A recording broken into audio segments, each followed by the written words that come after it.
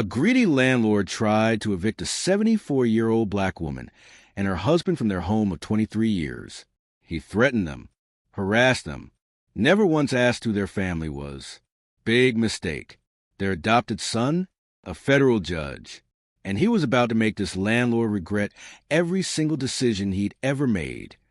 Stay until the end to see how one moment turned quiet humiliation into a reckoning that shook an entire industry.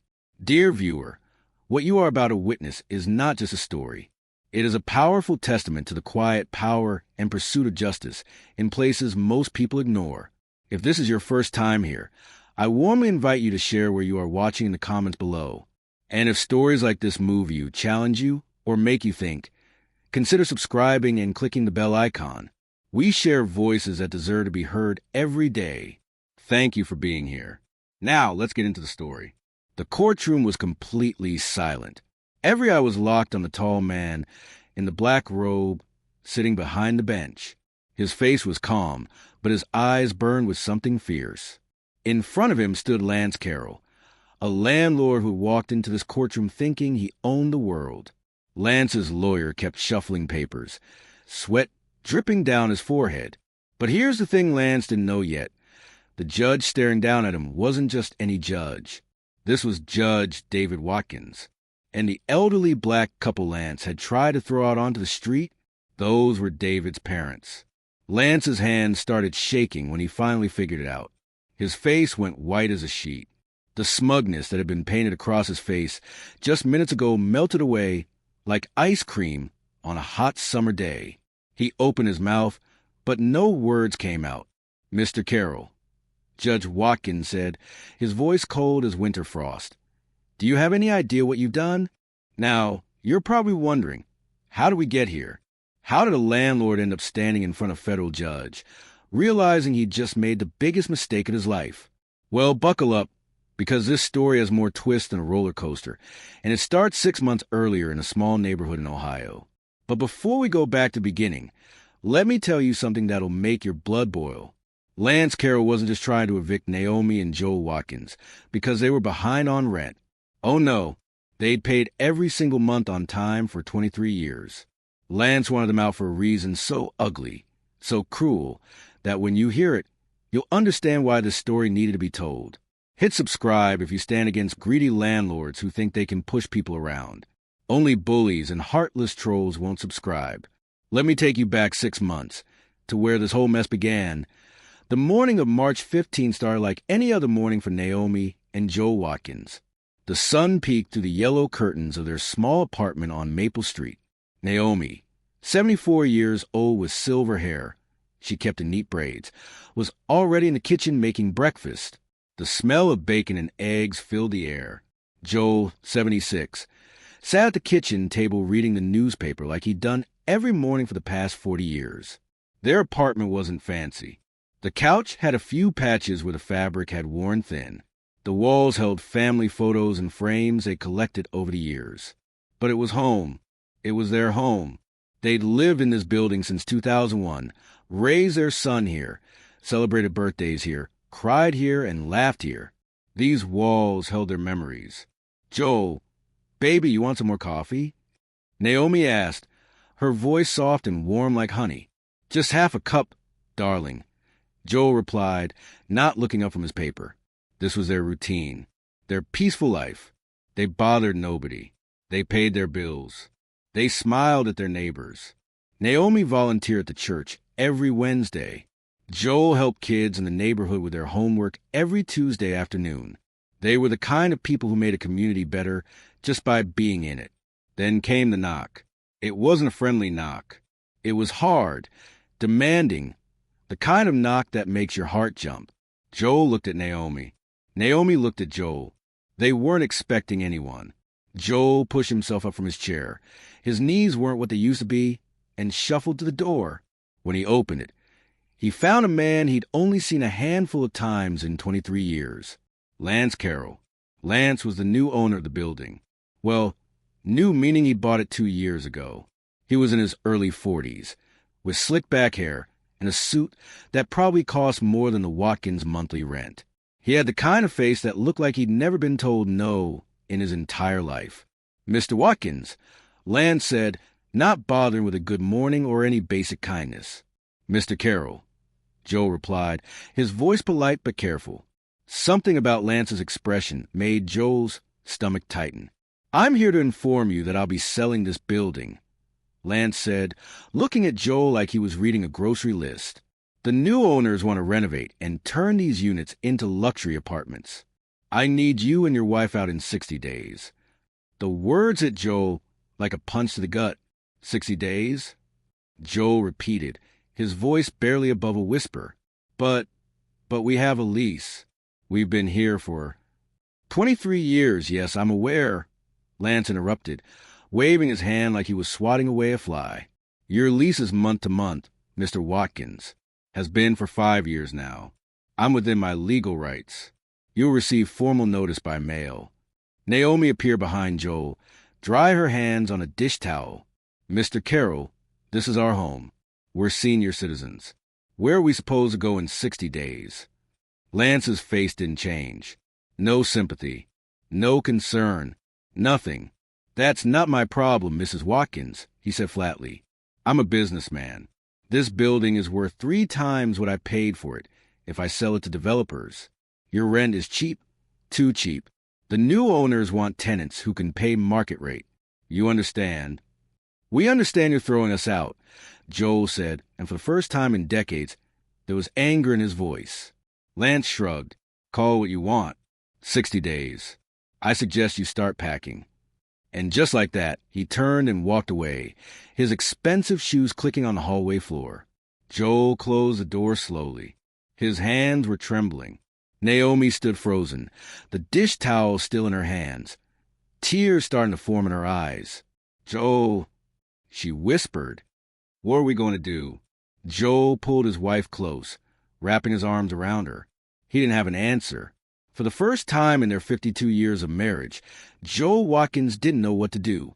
But here's what Lance Carroll didn't know. Here's what would come back to destroy him. The Watkins had a son, an adopted son they'd taken in when he was just 7 years old, a scared little boy nobody else wanted. They'd loved him, raised him, put him through school, supported every dream he ever had. That little boy grew up to become one of the most powerful judges in the state of Ohio. And Lance Carroll had just made the biggest mistake of his life. The eviction notice arrived 3 days later, just like Lance promised. It came in a thin envelope, the kind that holds bad news. Naomi picked it up from the mailbox with shaking hands. Inside, the letter was cold and formal. Notice to vacate premises. You have 60 days from the date of this notice to vacate the property located at 847 Maple Street, Apartment 3B. Naomi read it 3 times, hoping the words would change. They didn't. That evening, Joel and Naomi sat at their kitchen table, the letter between them like a bomb waiting to explode. We have to call David, Naomi said softly. Joel shook his head. No, we can't bother him with this. He's got important work to do. Cases, responsibilities.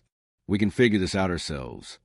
Joel, we're 76 and 74 years old, Naomi said, her voice cracking. We don't have money saved for a new apartment.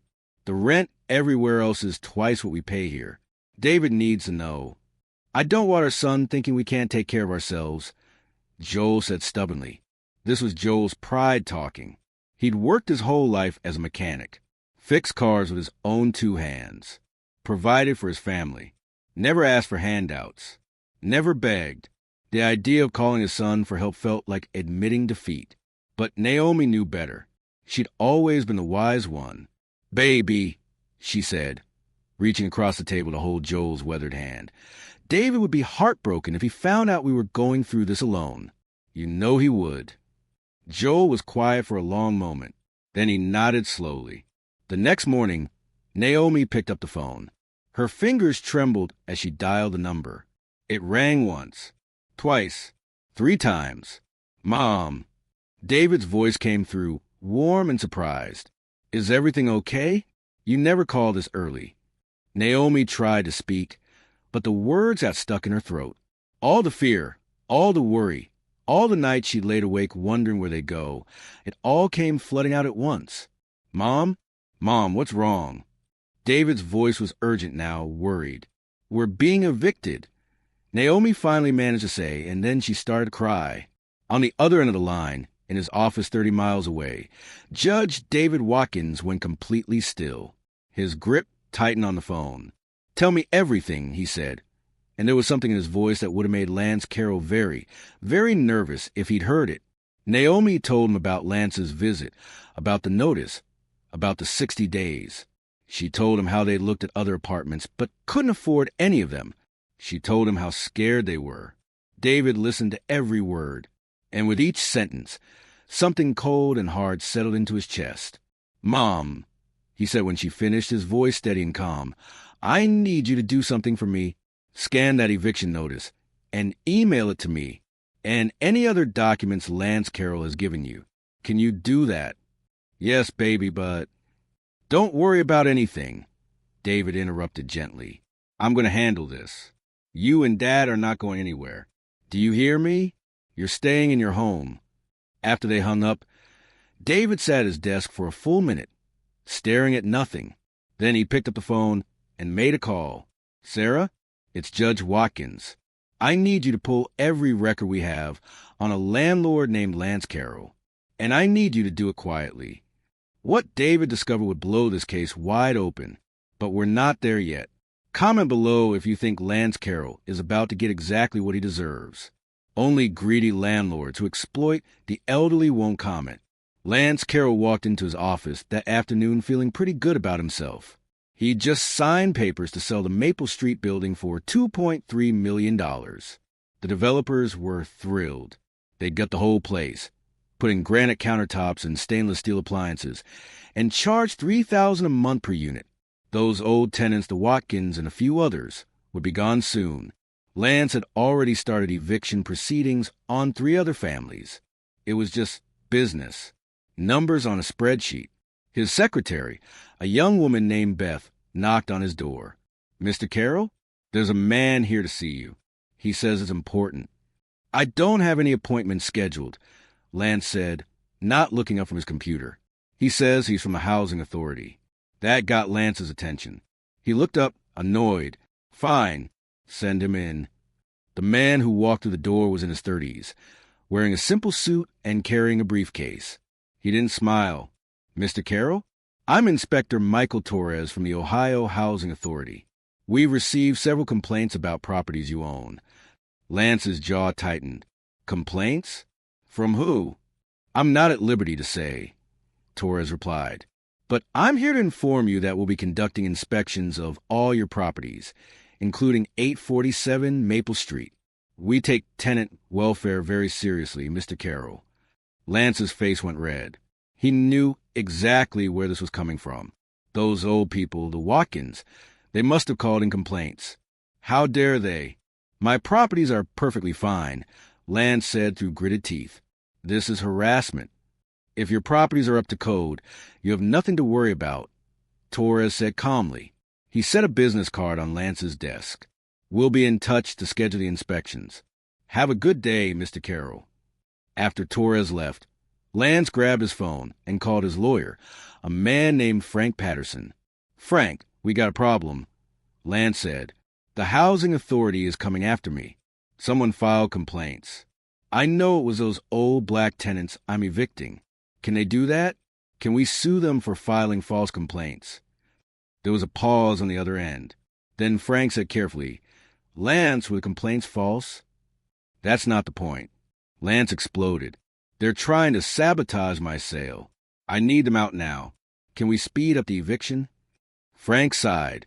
"Lance, if the housing authority finds violations, you're going to have bigger problems than eviction. My advice? Make sure everything is legitimately up to code before they show up. Just do your job and get those people out." Lance snapped and hung up. What Lance didn't know, what he couldn't have known, was that the complaints hadn't come from Naomi and Joel at all. They'd come from someone far more powerful. Someone who knew exactly how to use the system. Someone who was just getting started. But Lance was about to learn that lesson the hard way. And the worst part? He brought all of this on himself. The housing inspector arrived at 847 Maple Street on a Tuesday morning. exactly 1 week after Lance got the warning. Michael Torres wasn't alone this time. He brought 2 other inspectors with him, and they carried clipboards, cameras, and measuring tools. Lance showed up 30 minutes late, looking annoyed and impatient. He'd been up the night before, making sure the building looked decent. He'd even paid someone to sweep the hallways and replace a few light bulbs. Everything would be fine. These inspectors would find nothing wrong, and this whole thing would blow over. "Let's make this quick," Lance said, checking his watch. "I have other appointments." Torres didn't smile. "We'll take as long as we need, Mr. Carroll. Let's start with the basement." What happened next made Lance's stomach drop to his feet. The basement was a disaster. Water had leaked through the foundation, creating pools of standing water and black mold spreading across the walls like a disease. The electrical panel was so old and corroded that one inspector took a step back and whispered, "This is a fire waiting to happen." "When was the last time you inspected this?" Torres asked, taking photos of everything. The previous owner handled all that," Lance stammered. "I just bought this building 2 years ago." 2 years? Torres looked at him with disgust. "So you've owned this property for 2 years and never once checked the basement? Never once ensured your tenants were safe?" Lance's face went red. "I'm not required to." "Yes, you are," Torres interrupted. "You absolutely are. This is a major violation, Mr. Carroll. Let's see what else we find." They went to the apartments next. Most tenants weren't home, but Torres had gotten permission to inspect. In apartment 2A, they found windows that wouldn't close properly, letting in cold air and rain. In apartment 1C, the heating barely worked. The tenant, an elderly woman named Mrs. Harper, told him she'd been using her oven to heat the place all winter. "You've been heating your apartment with your oven?" Torres asked, horrified. Mr. Carroll said he'd fixed the heater. Mrs. Harper said quietly, "That was 4 months ago. I didn't want to complain too much. I was afraid he'd kick me out like he's doing to the Watkins." Torres wrote everything down, every single word. Then they got to apartment 3B, Naomi and Joel's place. Naomi opened the door, her face nervous but polite. "Come in, please." The apartment itself was clean and well kept. Naomi and Joel had taken care of their home, but the problems weren't their fault. The inspectors found cracks in the ceiling, where water had leaked from the apartment above. They found outlets that weren't grounded properly. They found a bathroom exhaust fan that hadn't worked in 3 years. "Did you report these issues to Mr. Carroll?" Torres asked Naomi. "Yes, sir, multiple times." Naomi said, "He said he'd send someone. No one ever came." Joel stood in the corner, watching Lance's face get redder and redder. There was something satisfying about seeing this man squirm. But Joel didn't smile. He was too tired for that. By the time the inspection was done, Torres had documented 47 code violations. 47. "Mr. Carroll," Torres said, standing in the lobby with his clipboard full of notes, "this building is a hazard. I'm issuing citations for all these violations. You have 30 days to fix them. If you don't, I'll be forced to declare this building uninhabitable and relocate all the tenants at your expense. Do you understand?" Lance's hands were shaking with rage. "This is ridiculous. This is a witch hunt. Someone put you up to this." "Someone reported violations," Torres said calmly. "We investigated. We found violations. That's how this works. Fix your building, Mr. Carroll, or face the consequences." After the inspectors left, Lance stood alone in the lobby, his mind racing. The sale, the developers, they'd walk away if they found out about this. He'd lose millions. He pulled out his phone and called Frank Patterson again. "Frank, we have a serious problem. Like this video, if you believe slumlords like Lance deserve to be exposed. Only people who exploit others won't like this video." Lance spent the next 2 weeks in panic mode. The violations would cost him at least $80,000 to fix, maybe more, and the developers were already asking questions. They'd heard rumors about the inspection. "Lance, we need assurance that this property is clean," the lead developer, a man named Greg Murphy, told him over the phone. "If there are major code violations, we're out. We're not buying a lawsuit waiting to happen." Everything's fine, Lance lied through his teeth. Just routine inspection stuff. Minor things. I'm handling it. But Lance wasn't handling anything. He was drowning. That's when he made his second big mistake. Actually, his third or fourth big mistake. But who's counting? Lance decided that if he could just get the tenants out faster, he could fix the violations after they left, before the developers found out. It was risky, but he was desperate. He went back to 847 Maple Street and knocked on doors. Not just the Watkins door. Every door. I'm offering you a deal, Lance told each tenant. Move out in 2 weeks instead of 60 days, and I'll give you $2,000 cash. Take it or leave it. Most of the tenants were scared. They needed that money. They couldn't afford lawyers.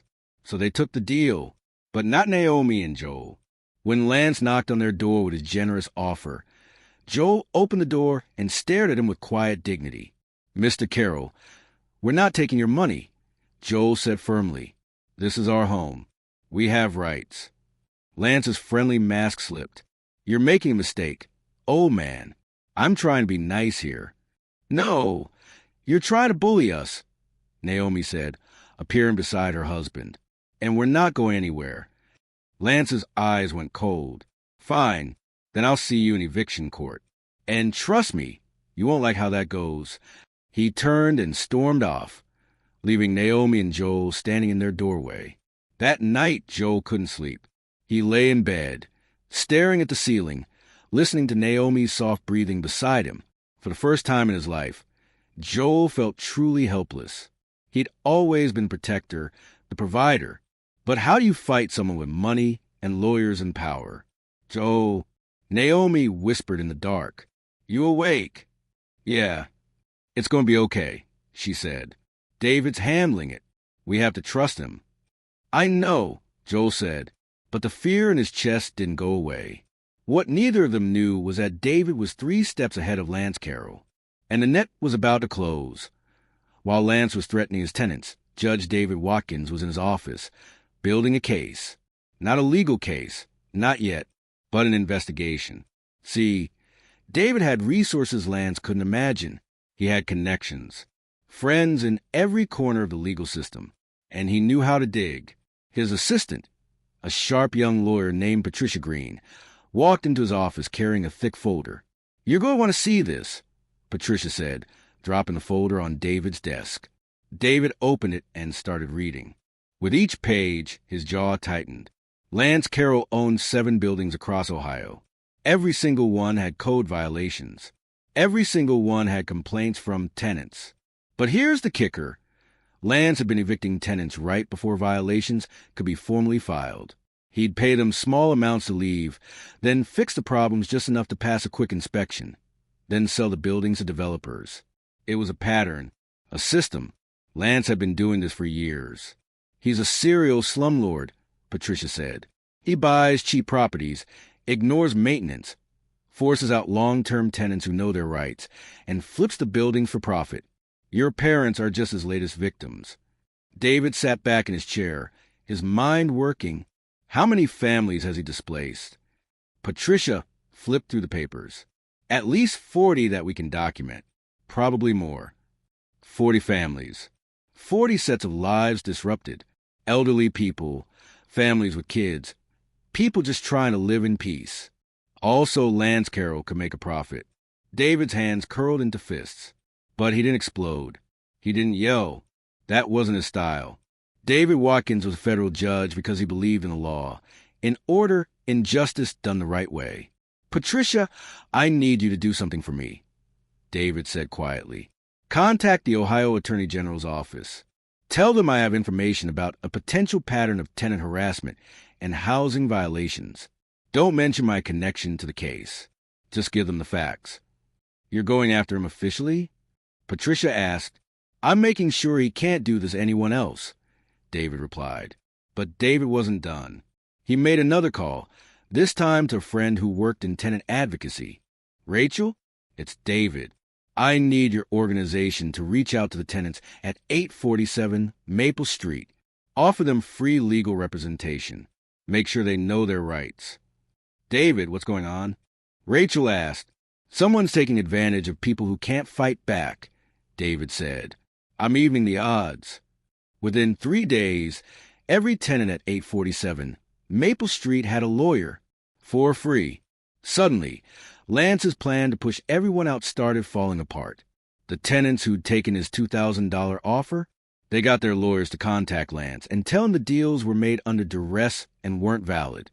Lance would have to start the eviction process all over again for each one, legally, properly. Lance couldn't believe it. Where did these people get lawyers? How could they afford this? He called Frank Patterson, his voice nearly hysterical. Frank, all my tenants suddenly have lawyers. Every single one. How is this possible? Someone's funding them. Frank said slowly, Lance, you've made an enemy. A powerful one. Do you have any idea who? Lance didn't. Not yet, but he was about to find out. The eviction hearing was scheduled for May 20th. Lance showed up at the courthouse in his best suit, confident that his lawyer could handle 2 elderly people who probably couldn't even afford decent representation.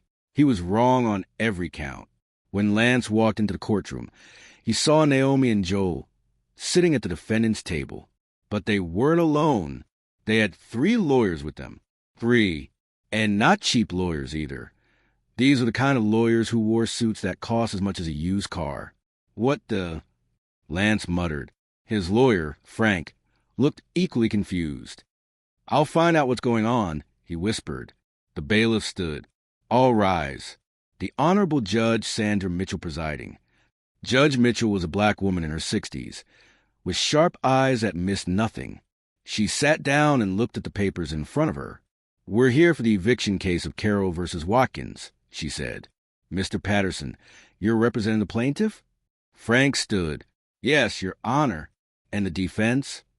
One of the Watkins lawyers stood. Her name was Catherine Hayes, and she had a reputation for destroying slumlords in court. Catherine Hayes representing Mr. and Mrs. Watkins, Your Honor, and we have a motion to dismiss this eviction. Lance's eyes went wide. Motion to dismiss? On what grounds? Catherine continued. Your Honor, we have evidence that Mr. Carroll is attempting to evict my clients not because of any lease violation, but as part of a pattern of harassment designed to force long-term tenants out of rent-controlled units for profit. Furthermore, Mr. Carroll's building has been cited for 47 code violations that make the property uninhabitable under Ohio law. He cannot evict tenants from a property he has failed to maintain. Judge Mitchell looked at Lance, her expression unreadable. Mr. Patterson, how do you respond? Frank stood up, fumbling with his papers. Your Honor, my client is making necessary improvements to the building. The eviction is legitimate under the terms of the month-to-month lease. Necessary improvements, Judge Mitchell repeated. Improvements that should have been made years ago? Improvements he only started after he was caught.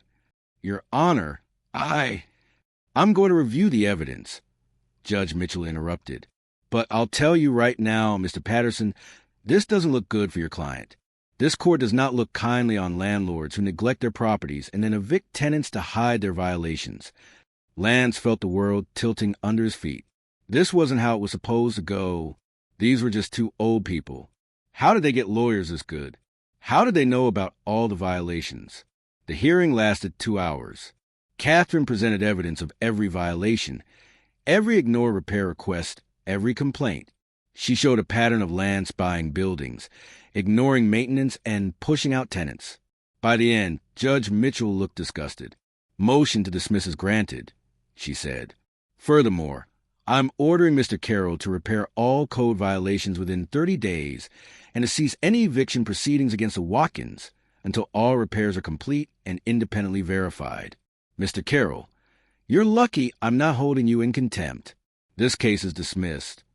The gavel came down like a hammer. Lance sat frozen in his seat. He'd lost. He'd actually lost. But the nightmare was just beginning. As Lance walked out courtroom, a man in a suit approached him. Lance Carroll? I'm Agent Thomas from the Attorney General's office. We need to talk about your business practices. Several of your properties are under investigation. Lance's blood ran cold. Behind him, through the courthouse windows, he could see Naomi and Joel walking to their car, holding hands. They were smiling, actually smiling. And Lance realized for the first time that he had no idea who he'd been messing with. Lance Carroll sat in his office, staring at the wall. 3 weeks had passed since the court hearing, and his life was falling apart piece by piece. The developers had backed out of the sale. $2.3 million gone. They'd heard about the code violations, the Attorney General's investigation, and they wanted nothing to do with Lance or his properties. It's too risky. Greg Murphy had told him over the phone. You're toxic right now, Lance. Fix your mess, then maybe we'll talk. But fixing the mess cost money Lance didn't have. The repairs alone would cost over $100,000. His other properties were being investigated, too. Tenants were lawyering up everywhere. It was like dominoes falling, one after another. And Lance still couldn't figure out how it all started. Who was behind this? Who had the power to coordinate lawyers, investigators, and court cases all at once? He was about to find out, and it would destroy him. Beth, his secretary, knocked on the door. She looked nervous. Actually, she'd been looking nervous for weeks.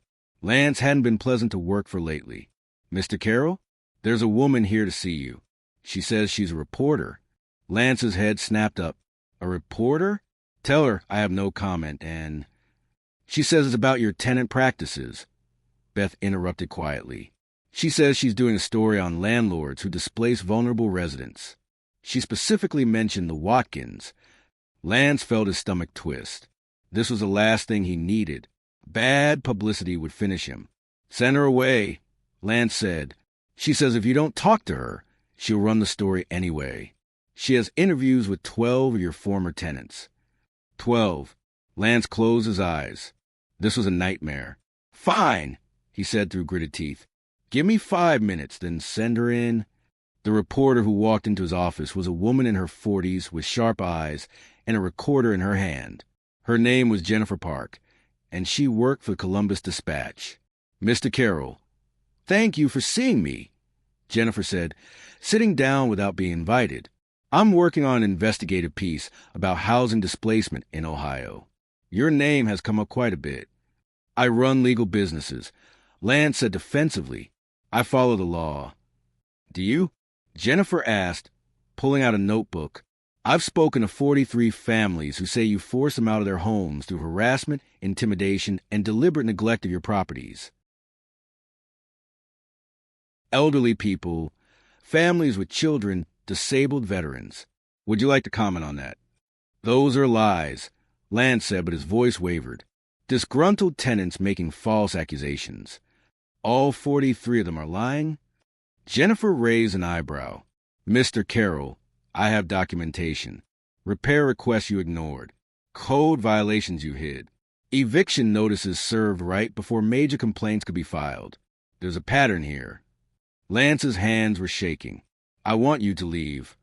I'm going to run this story, Mr. Carroll, Jennifer said, standing up, with or without your side of it. The public deserves to know what you've been doing. After she left, Lance sat in silence for 10 minutes. Then he grabbed his phone and called Frank Patterson. Frank, a reporter is doing a story on me. She has interviews with former tenants. This is going to destroy me. Then maybe you should have treated your tenants better, Frank said, and there was something cold in his voice. Lance, I'm dropping you as a client. What? You can't. I can and I am, Frank interrupted. I looked into your business practices. Everything that reporter said is true. I don't represent slumlords. Find another lawyer. The line went dead. Lance stared at his phone in disbelief. His lawyer had just abandoned him. His reputation was about to be destroyed in the newspaper. The Attorney General was investigating him. How did it all go so wrong? That evening, Lance did something desperate. He drove to 847 Maple Street. He told himself he was just going to talk to the Watkins, maybe work out a deal, maybe offer them money to move voluntarily and drop any complaints. He needed this to stop before it destroyed him completely. It was 7 p.m. when he knocked on their door. Joel opened it, and the surprise on his face was clear. Mr. Carroll, Joel said carefully, what are you doing here? I need to talk to you and your wife, Lance said. He tried to make his voice friendly, but it came out strained. Please, just 5 minutes. Joel hesitated, then stepped aside. Come in. Naomi was sitting on the couch, folding laundry. When she saw Lance, her hands stopped moving. Mrs. Watkins, Lance said, trying to smile. Look, I think we got off on the wrong foot. All of us. I'm here to make things right. Make things right. Joel repeated slowly. You tried to throw us out of our home. I made a mistake, Lance said, and he almost sounded sincere. Business got ahead of compassion. I see that now. So here's what I'm proposing. I'll drop all eviction attempts. You can stay here.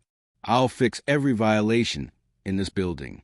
And I'll give you $10,000 for your trouble. All I ask is that you drop any complaints you filed and ask your lawyers to back off. The room was silent. Naomi looked at Joel. Joel looked at Naomi. Then Joel turned to Lance. Mr. Carroll, do you think we're stupid? Joel asked quietly. Lance blinked. I'm offering you. You're offering us a bribe, Naomi said, standing up. You're trying to buy our silence because you're in trouble, because someone finally held you accountable. I'm trying to make amends. Lance's voice rose. Do you know what you've done to me? My business is ruined. I'm being investigated. I lost millions because of you. Because of US? Joel's voice was louder now, too, and there was steel in it. We didn't make you ignore repairs. We didn't make you threaten elderly people. We didn't make you treat human beings like trash. You did that all by yourself. Lance's face went red. The mask of friendliness fell away completely. You're making a mistake, Lance said, his voice low and threatening. You think having lawyers means you've won? You have no idea who you're dealing with. I have connections. I have money. I will bury you. Get out of our home. Naomi said firmly. You're going to regret this, Lance hissed. Both of you. We said get out, Joel repeated, moving toward the door to open it.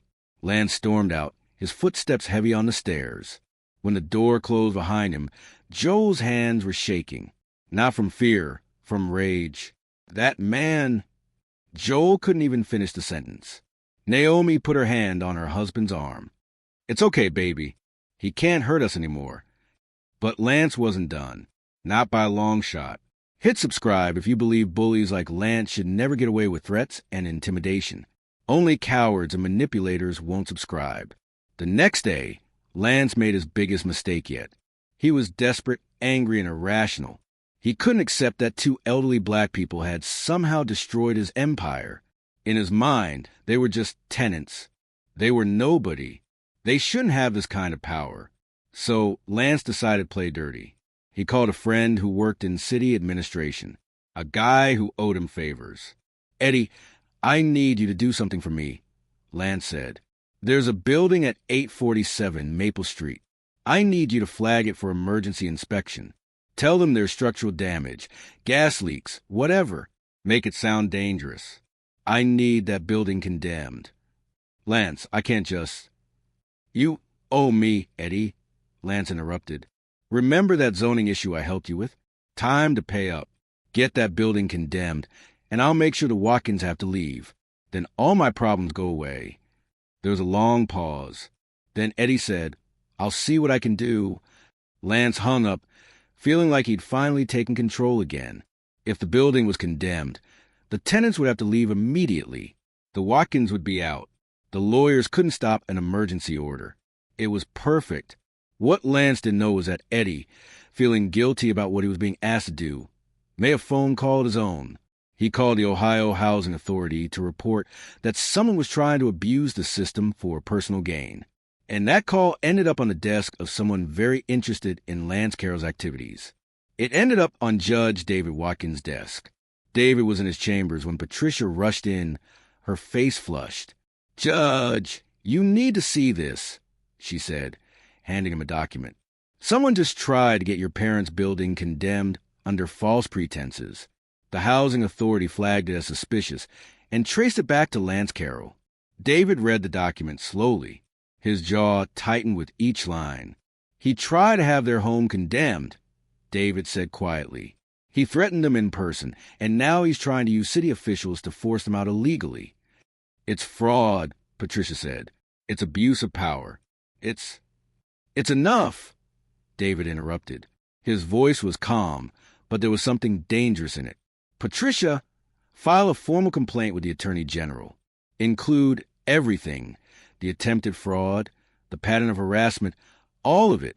And then David paused, making a decision that would change everything. Set up a meeting. I'm going to court. What do you mean? Patricia asked. Lance Carroll has a hearing next week, David said. A civil suit from another tenant. Guess which judge just got assigned to that case? Patricia's eyes went wide. They assigned you? But you're a connection to case. I didn't request it, David said. The assignment was random, but I'm not recusing myself. Not this time. Lance Carroll is going to stand in my courtroom, and he's going to face justice, and he's going to learn exactly who he's been messing with.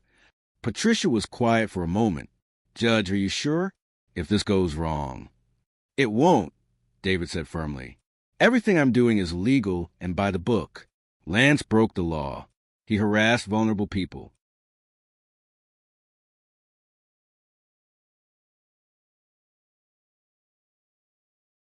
He tried to commit fraud. He deserves everything that's coming to him. When will you tell him? Patricia asked. About being the Watkins son? David smiled, but it wasn't a warm smile. I'll tell him in court, in front of everyone. Let him realize exactly what he's done. The newspaper article hit 3 days later. The headline read, Slumlord Empire, How One Ohio Landlord Displaced Dozens of Families for Profit. Jennifer Park had done her homework. The article was devastating. It included interviews with families Lance had evicted, photos of his neglected buildings, documentation of every violation, every ignored repair, every shady business practice. And right in the center of the article was a photo of Naomi and Joel Watkins standing in front of their apartment building. We just wanted to live in peace. Joel was quoted saying, We paid our rent. We bothered nobody. But to Mr. Carroll, we were just obstacles to profit. The article went viral. Within hours, it was shared thousands of times on social media. Local news channels picked it up. By the end of the day, Lance Carroll was the most hated man in Ohio. His phone rang constantly. Reporters, angry citizens, former tenants. He stopped answering. He sat alone in his office, watching his world collapse. His business was ruined. His reputation was destroyed. The Attorney General was building a case against him. And the worst part? He still didn't understand how 2 elderly people had beaten him 1 week later. Lance received a notice. He had to appear in court for a civil lawsuit filed by another tenant from one of his properties. Standard procedure. He'd been to dozens of these hearings before. He hired a new lawyer, a younger guy named Scott who was willing to take his case for a big retainer. Don't worry, Scott told him. Civil suits are easier than criminal. We'll settle, pay some money, move on. Lance just wanted it to be over. He wanted to salvage what little was left of his life. On the morning of a hearing, June 15th, Lance put on his best suit and drove to the federal courthouse. He walked through security, found the right courtroom, and sat down at the defendant's table. The courtroom slowly filled up. Lance noticed more people than usual. The gallery was packed. Why were there so many people here? Then he saw them. In the back row, sitting quietly, were Naomi and Joel Watkins. Lance's stomach dropped. Why were they here? This case had nothing to do with them. All rise, the bailiff announced. The Honorable Judge David Watkins presiding. Lance stood automatically, his mind not quite processing what he'd just heard. Judge David Watkins. Watkins, the same last name as those elderly tenants who destroyed his life. Lance's head snapped toward the bench as the judge entered. And that's when everything came crashing down. The man in the black robe was young, maybe early 40s, African-American, with kind eyes that turned ice cold when they landed on Lance Carroll. Judge David Watkins sat down, arranged his papers, and looked directly at Lance. Mr. Carroll, the judge said, his voice carrying across the silent courtroom. I don't believe we've been formally introduced. My name is Judge David Watkins, and before we proceed with today's case, I think you should know something. Lance couldn't breathe. His mind was racing. connecting dots, realize an impossible truth. Those two people in the back of this courtroom, Judge Watkins continued, gesturing toward Naomi and Joel, are my parents. The same parents you tried to evict, the same parents you threatened, the same parents whose home you tried to have condemned through fraud. The courtroom erupted in whispers. Lance's lawyer looked like he might faint. Lance's face went white as a sheet. His legs felt weak. He gripped the table to keep from falling. You're their son? Lance whispered. I am, David said calmly. And now, Mr. Carroll, you're going to stand in my courtroom and answer for everything you've done, not just to my parents, but to every family you've hurt, every elderly person you've displaced, every code violation you've ignored. Lance tried to speak, but no words came out. Judge Watkins leaned forward. Did you really think you could treat people like garbage without consequences? Did you think no one would stand up for them? Did you think they were powerless just because they're elderly? Your Honor, Lance's lawyer started to say something, but David held up his hand. We're going to proceed with this hearing, David said, and it's going to be done by the book, legally and fairly. Mr. Carroll will get every protection the law allows, but he will also face every consequence he deserves. Do you understand? Lance nodded, unable to speak. In the back of the courtroom, Joel reached over and held Naomi's hand. Tears were running down Naomi's face, but she was smiling. Their son had stood up for them, and Lance Carroll had finally learned that you don't mess with family. The courtroom was so quiet you could hear a pin drop. Every eye was on Lance Carroll, watching him crumble in real time. His face had gone from white to red to a sickly gray color. He looked like a man who just realized he'd been digging his own grave. Judge David Watkins let the silence stretch out. He wanted Lance to feel every second of this moment, to understand the weight of what he'd done. Mr. Carroll, David finally said, his voice cutting to the quiet like a knife, do you need a moment to compose yourself, or shall we proceed? Lance's lawyer, Scott, jumped to his feet.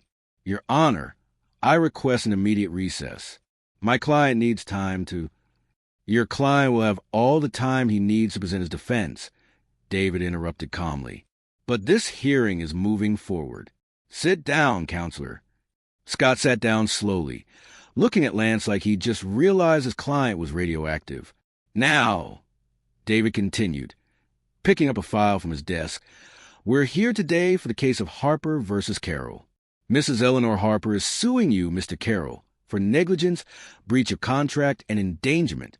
She claims you failed to maintain safe living conditions in your property, specifically that you refused to repair her heating system, forcing an elderly woman to heat her apartment with her oven throughout the winter. Is that correct? Lance tried to speak, but his mouth was too dry. He nodded. I need verbal confirmation, Mr. Carroll, David said. Yes, Lance croaked out. Yes, Your Honor. Mrs. Harper, David said, turning to an elderly black woman sitting at the plaintiff's table. Please tell the court what happened. Mrs. Eleanor Harper was 79 years old. She used a cane to stand up, and when she spoke, her voice shook, but there was strength in it. I lived in Mr. Carroll's building for 6 years, she began. Good tenant. Never late on rent. Never caused problems. In November, my heater broke. I called Mr. Carroll. He said he'd send someone. Nobody came. I called again. And again. By December, it was freezing in my apartment. I'm old, Your Honor. I have arthritis. The cold makes my joints hurt so bad I can barely move. Tears started forming in Mrs. Harper's eyes. I started using my oven to heat the place. I knew it was dangerous, but what else could I do? I couldn't afford to move. I had nowhere to go. Did Mr. Carroll ever fix your heater? David asked gently. No, sir. Not until the city inspector came in March. Then suddenly he fixed it in 2 days. But I'd already spent 4 months in the cold. I got pneumonia. Spent a week in the hospital. David looked at Lance. Mr. Carroll, why didn't you fix Mrs. Harper's heater? Lance looked at his lawyer desperately. Scott stood up. Your Honor, my client was dealing with multiple properties. Sometimes repairs get delayed. For months, David said sharply. An elderly woman suffered for 4 months because your client couldn't be bothered to send a repairman. That's not a delay, counselor. That's neglect. Scott had no answer. David spent the next hour going through every detail of the case. He brought up repair requests that Lance had ignored. He showed photos of Mrs. Harper's apartment, the oven door open, trying to warm the freezing room. He presented the hospital bills from her pneumonia. With each piece of evidence, Lance sank lower in his chair. Finally, David made his ruling. "I find in favor of the plaintiff," he said. "Mr. Carroll, you are ordered to pay Mrs. Harper $50,000 in damages. Furthermore, I'm referring this case to the county prosecutor for potential criminal charges of elderly endangerment." The courtroom erupted. Lance's face went pale. "Criminal charges? Your Honor, please," Scott tried to object. "We're done here," David said firmly. "Court is adjourned." The gavel came down. As people started filing out, Lance sat frozen at the defendant's table. $50,000. Criminal charges. His life was over. He watched as Judge Watkins stepped down from the bench and walked over to his parents. Naomi and Joel stood up, and David hugged them both. The love in that moment was so clear, so pure, that it made Lance feel sick. That could have been avoided. All of this could have been avoided if he just treated people with basic human decency. But it was too late now. Like this video, if you believe Lance deserved every bit of that judgment. Only people who exploit the elderly won't like this. The next 2 weeks were a nightmare for Lance Carroll. The $50,000 judgment was just the beginning. Mrs. Harper's case opened the floodgates. Suddenly, 23 other tenants filed lawsuits against him. 23. Every single one had the same story.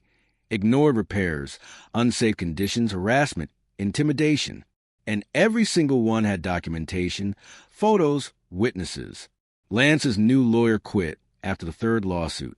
He couldn't find another lawyer willing to take his case. His reputation was toxic.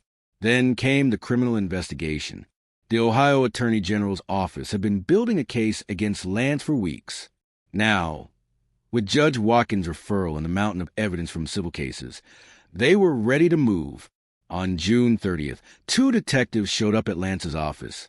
"Lance Carroll," one of them said, showing a badge. "We have a warrant for your arrest." Lance's world stopped spinning. Arrest? For what? Multiple counts of fraud, elderly endangerment, bribery of a public official, and harassment. The detective said, pulling out handcuffs. "You have the right to remain silent." Lance barely heard the rest of the Miranda rights. His mind was racing. This couldn't be happening. He wasn't a criminal. He was a businessman. But as the handcuffs clicked around his wrists, Lance realized something. In his pursuit of money and profit, he'd become exactly that, a criminal. They led him out of his office in handcuffs. Beth, his secretary, watched with wide eyes. The few employees he had left stared as he was walked past them. The perp walk to the police car felt like the longest walk of Lance's life. The arraignment happened 2 days later. Lance stood in front of a different judge, Judge Maria Santos, and heard the charges read aloud. The state of Ohio versus Lance Michael Carroll. Count 1, fraud in the attempted false condemnation of a residential building.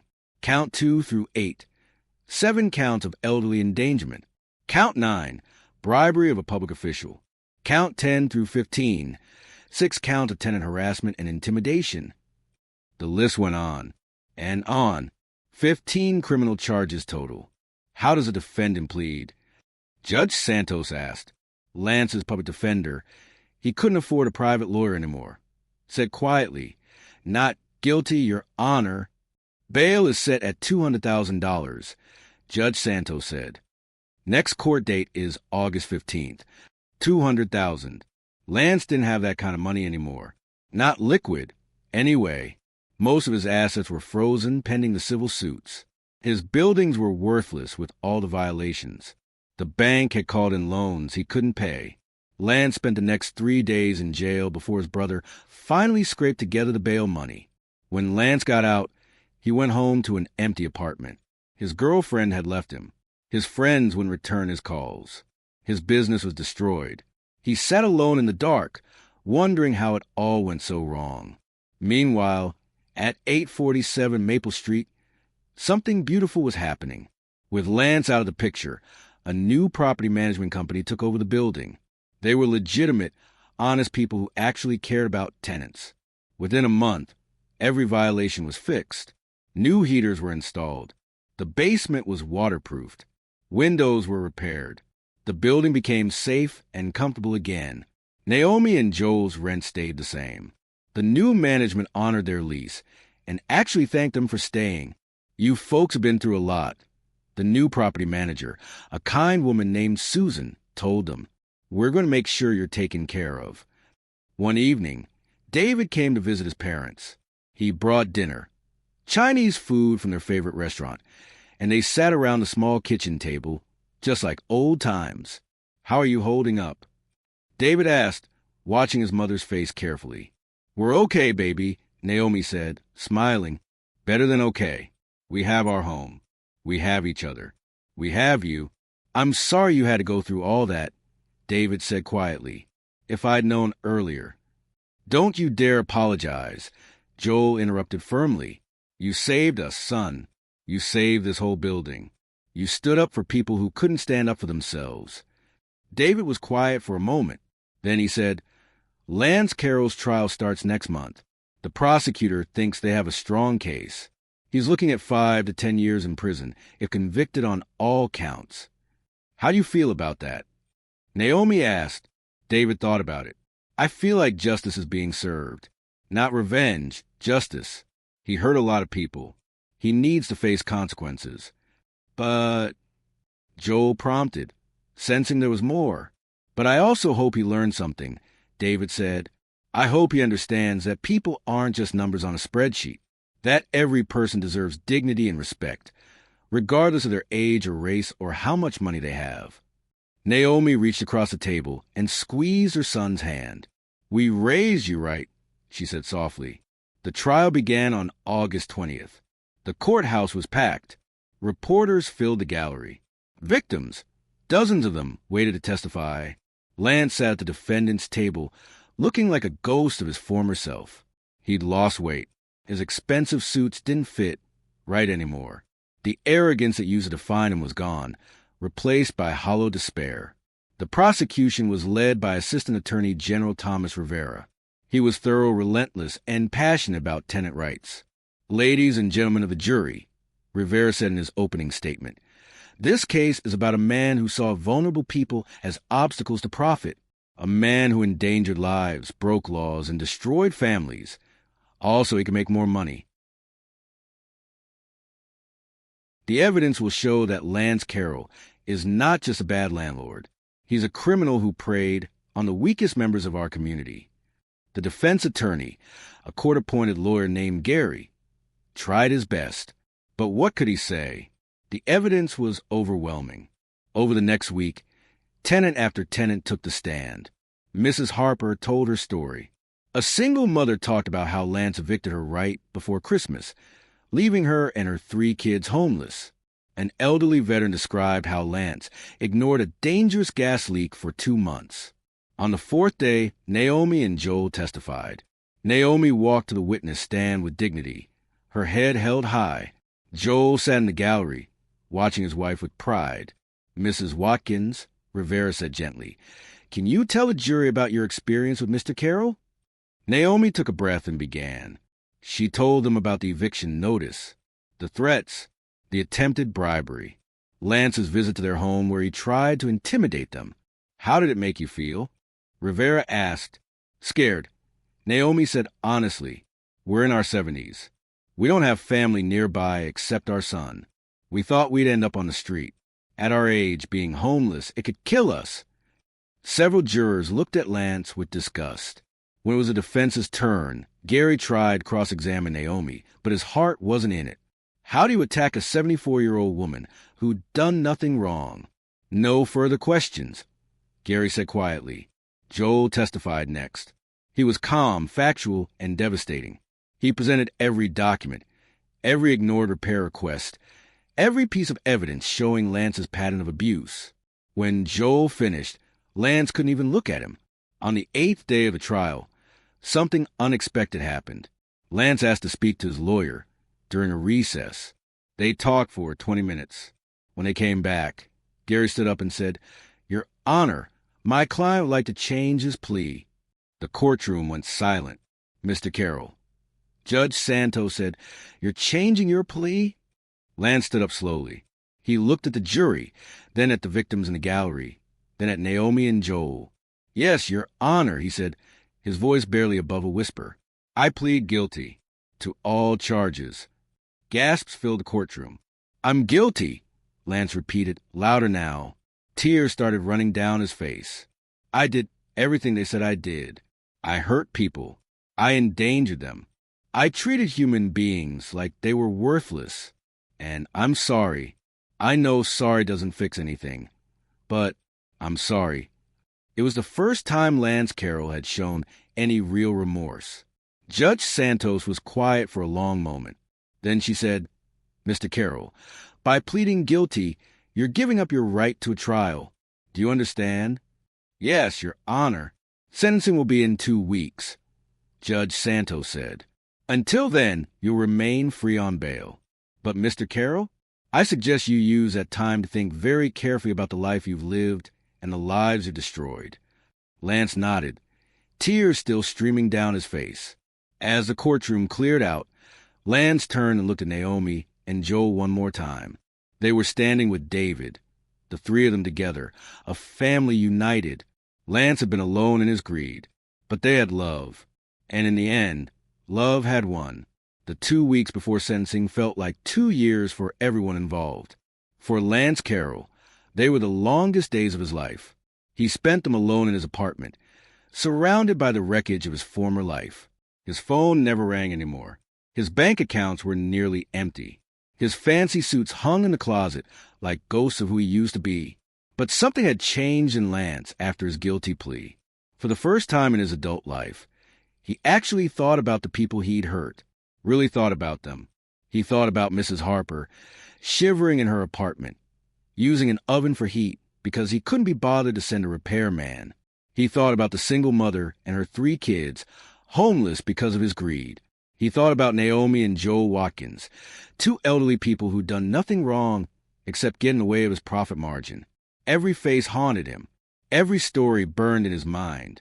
On the night before sentencing, Lance sat at his kitchen table and did something he hadn't done since he was a child. He prayed. He didn't pray for mercy or a light sentence. He prayed for the people he'd hurt.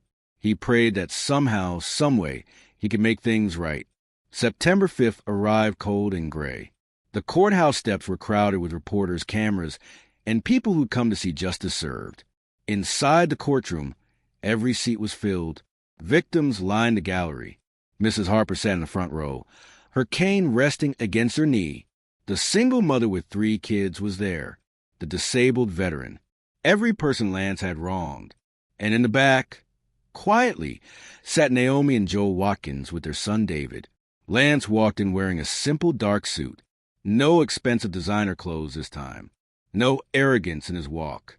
He looked small, defeated, and genuinely remorseful. Judge Santos entered, and everyone stood. "Please be seated," she said, settling into her chair. She looked at Lance for a long moment.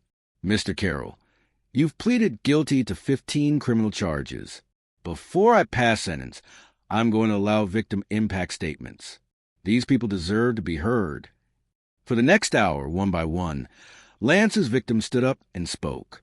Mrs. Harper went first. Her voice was shaky but strong. "I'm 79 years old," she said. "I've lived through segregation, poverty, and loss. But nothing made me feel as worthless as Mr. Carroll did. He looked at me like I was trash, like my life didn't matter, because I couldn't pay luxury rent. I almost died because of his neglect. I want him to know that." She sat down, and Lance couldn't stop the tears from falling. The single mother spoke next. "My children ask me every day why we had to leave our home," she said, her voice breaking. "My daughter, she's 8 years old, and she cries at night because she misses her room, her friends, her school.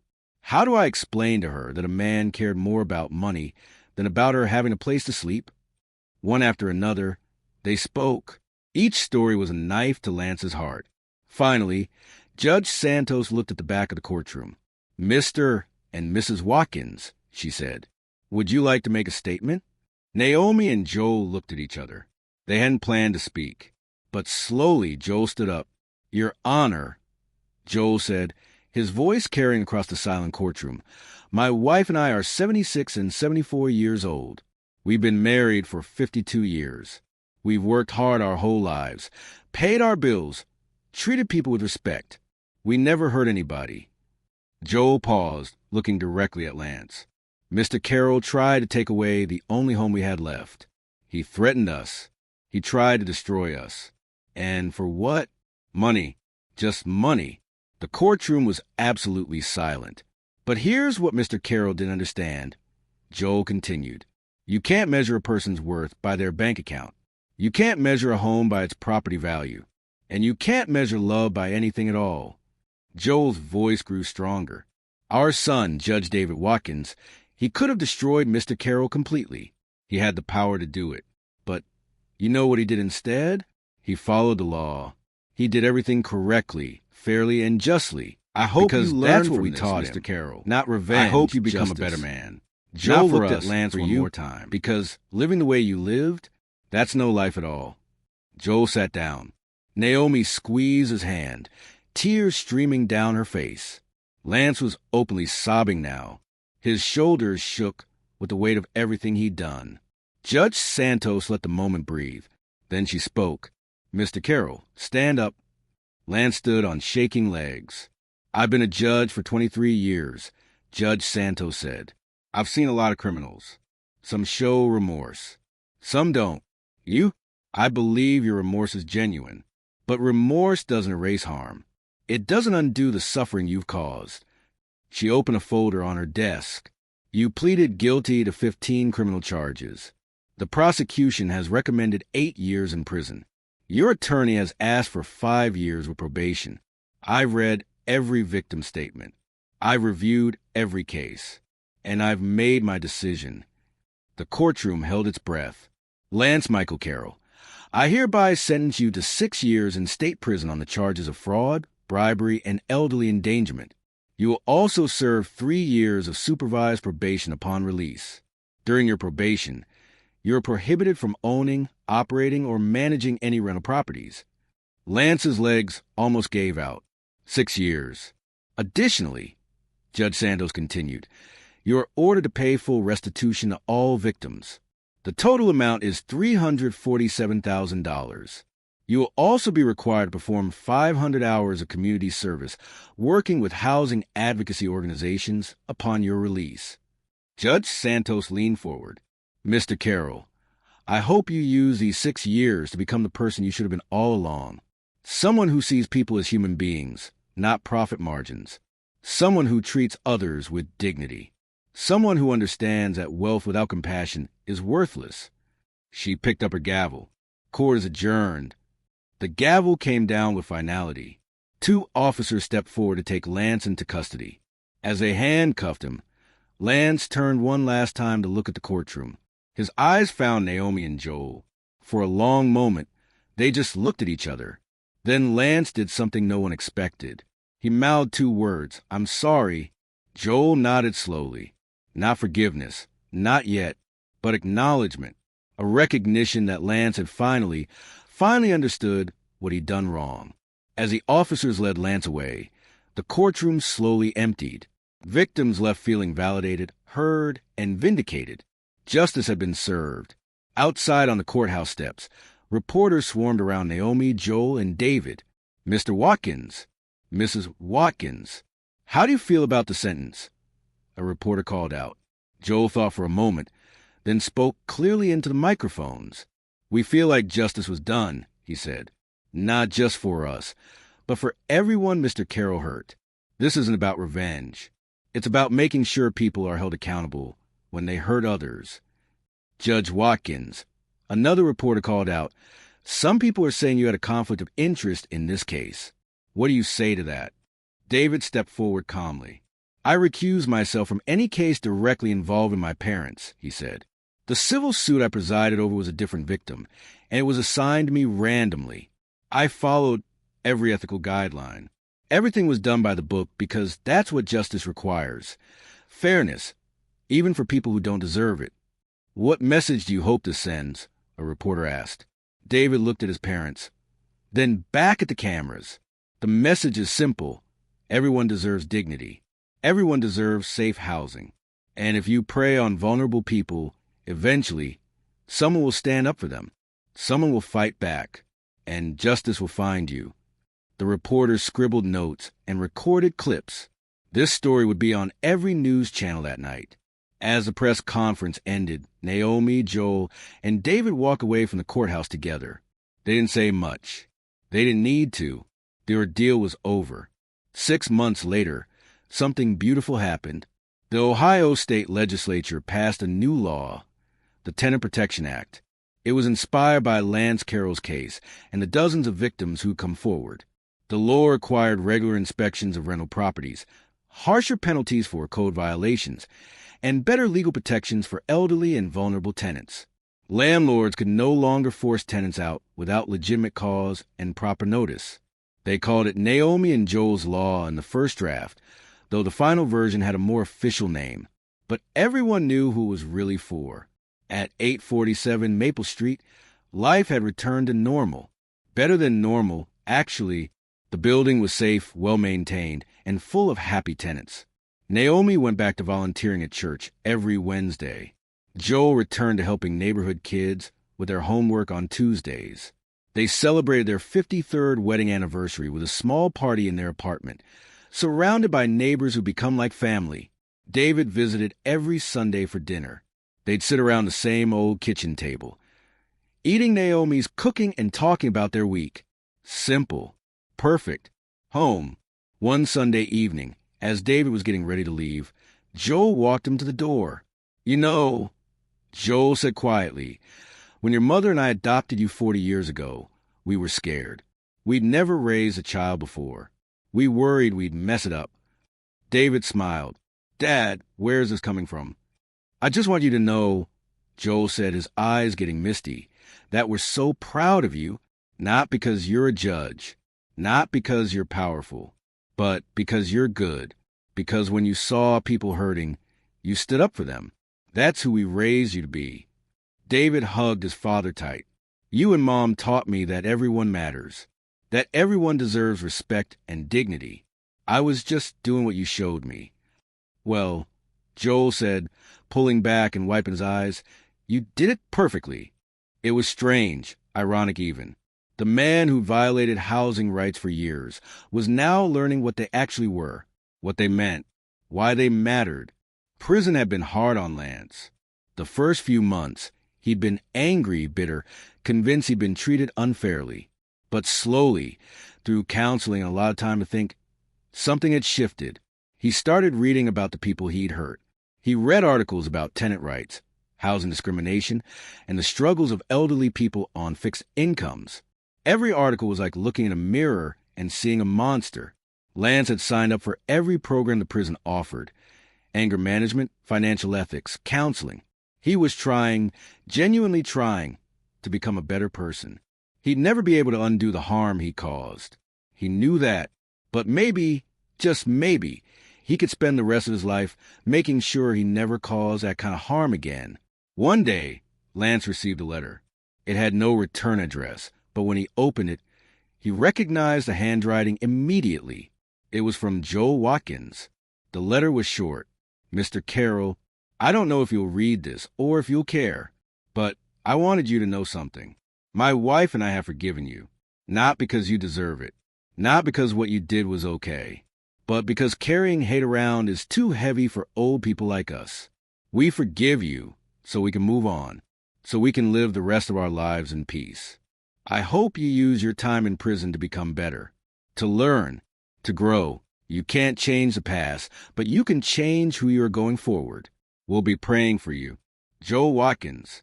Lance read the letter 3 times, tears streaming down his face. Forgiveness.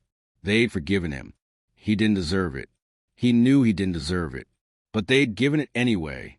That night, Lance wrote a letter back, not asking for anything, not making excuses, just apologizing truly and completely for everything he'd done. He mailed it the next morning. 3 years later, Lance was released on good behavior. He'd served half his sentence and earned parole. He walked out of prison a different man. Quieter, humbler, broken in some ways. But maybe that's what he needed. Lance got a job working for a housing advocacy nonprofit, the same one he was required to do community service with. He didn't manage anything. He didn't make decisions. He just helped. He answered phones. He filed paperwork. He drove elderly tenants to housing court when they needed support. It was simple work, and it paid barely anything, but it was honest. One Saturday afternoon, Lance was helping set up for a community event when he saw them. Naomi and Joel Watkins, walking hand in hand through the park where the event was being held. Lance froze. His heart started pounding. He didn't know what to do. Should he approach them? Should he hide? Should he? Joel saw him. For a moment, they just looked at each other across the park. Then Joel said something to Naomi. She looked up, saw Lance, and nodded. They walked over to him. Lance felt like he might pass out. His hands were shaking. Mr. and Mrs. Watkins, Lance said quietly. I don't know what to say. Hello, Mr. Carroll, Joel said. His voice was calm, not angry. Not friendly either, but not angry. I got your letter, Lance said quickly. The one you sent to prison. I wrote back, but I don't know if you got it. I wanted to say I'm sorry. I know I've said it before, but I mean it. I'm so sorry for everything I did to you. Naomi studied his face for a long moment. We got your letter, she said finally.